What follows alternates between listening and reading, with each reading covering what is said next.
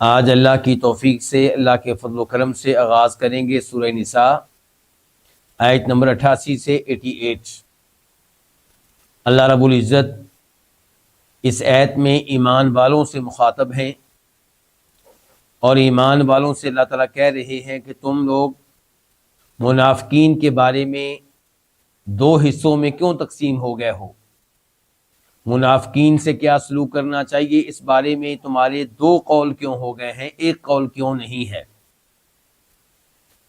ہوا اصل میں یوں تھا، جیسا کہ زید بن ثابت روایت کرتے ہیں اور بخاری شریف کی حدیث ہے، اس کا مفہوم یہ ہے کہ نبی علیہ الصلوۃ والسلام جب مدینہ منورہ سے احد کی جانب نکلے تاکہ اللہ کے دشمنوں سے مقابلہ کر سکیں، تو اس وقت مسلمانوں کی تعداد 1000 تھی، لیکن مدینہ منورہ اور احد پہاڑ کے درمیان ایک جگہ آتی ہے جسے شوط کہتے ہیں۔ جب وہاں پہ پہنچے تو عبداللہ ابن ابی جو منافقین کا سردار تھا، سربراہ تھا، وہ اپنے 300 ساتھیوں کے ساتھ مسلمانوں سے الگ ہو گیا اور بہانہ یہ کیا، عذر یہ پیش کیا کہ میرا مشورہ قبول نہیں کیا گیا، میرا مشورہ یہ تھا کہ ہم مدینہ میں رہ کر لڑیں، اور نوجوانوں کا مشورہ مان لیا گیا اور مدینہ چھوڑ کے باہر احد میں لڑنے کے لیے جا رہے ہیں، تو میں اس معاملے میں ساتھ نہیں دے سکتا۔ یہ 300 منافقین الگ ہو گئے، تو اب ان کے ساتھ کیا سلوک ہونا چاہیے؟ کچھ نے کہا کہ ان کو قتل کرنا چاہیے، کچھ نے کہا ان کو قتل نہیں کرنا چاہیے کہ کلمہ تو پڑھتے ہیں۔ تو اسی بارے میں یہ آیت نازل ہوئی ہے کہ تم منافقین کے بارے میں دو حصوں میں کیوں تقسیم ہو گئے ہو؟ چنانچہ اللہ تعالیٰ فرماتے ہیں فما لکم، پس تمہیں کیا ہے؟ ما یہ استفہام کے لیے ہے، سوال کرنے کے لیے ہے، اور ما مبتدا ہے، لکم اس کی خبر ہے۔ پس تمہیں کیا ہے؟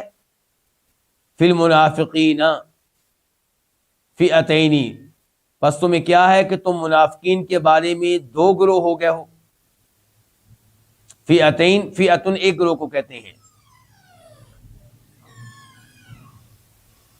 واللہ، جبکہ واو حالیہ ہے، جبکہ واللہ اللہ تعالیٰ نے ارکسہم، ان کو الٹا کر دیا ہے۔ ارکسا الٹا کر دیا ہے، الٹ دیا ہے، ہم ان کو، کن کو؟ منافقین کو۔ بما، با سببیہ ہے، اس وجہ، اس کی وجہ سے جو انہوں نے کمایا، یعنی کہ جو انہوں نے اعمال کیے، جو انہوں نے گناہ کیے، جو انہوں نے حرکتیں کی، اس کی وجہ سے اللہ نے ان کو الٹا کر دیا ہے۔ الٹا کرنے سے کیا مراد ہے یہاں پہ؟ کہ اللہ تعالیٰ نے ان کو کفر میں واپس کر دیا ہے۔ کفر سے ایمان کی طرف آئے تھے، کلمہ انہوں نے پڑھا تھا، لیکن ان کے گناہوں کی وجہ سے اللہ رب العزت نے ان کو کیا کر دیا ہے؟ الٹا کر دیا ہے۔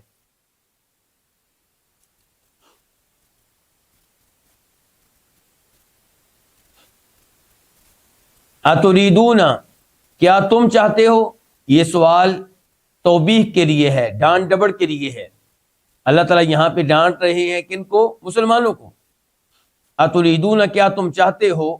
ان تہدو، کہ تم ہدایت دو، من، اس شخص کو، اضل اللہ، جسے اللہ نے گمراہ کر دیا، یعنی کہ ان کو اللہ نے گمراہ کر دیا۔ کلمہ انہوں نے پڑھا تھا، ان کی حرکتوں کی وجہ سے اللہ نے پسند نہیں کیا کہ یہ ایمان پہ رہیں، ایمان کی دولت سے اللہ نے ان کو معلوم کر دیا، تو کیا تم اسے ہدایت دے سکتے ہو جسے اللہ گمراہ کر دے؟ وَمَن يُضْلِلِ اللَّهُ، اور جس کو اللہ تعالیٰ گمراہ کر دے، فلن، پس آپ ہرگز نہیں، تجدہ پائیں گے، لہو، اس کے لیے، سبیلاً، کسی قسم کا کوئی راستہ۔ راستہ کدھر کا؟ ہدایت پانے کا۔ جس کو اللہ نے گمراہ کر دیا، اس کو ہدایت دینے کا کوئی راستہ آپ کو نہیں ملے گا۔ یہ کلمات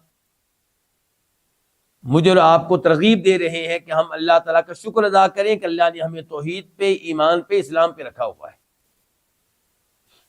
یضلل، یہ آپ دیکھ رہے ہیں دوسری لام کے نیچے بھی کیا ہے؟ کسرہ اور زیر ہے، لیکن اصل میں یہ ہے یضلل، اور جو کسرہ آیا ہے دوسری لام کے نیچے وہ اس لفظ کو اگلے لفظ سے ملانے کے لیے ہے، ورنہ من کی وجہ سے یہ یضلل ہے۔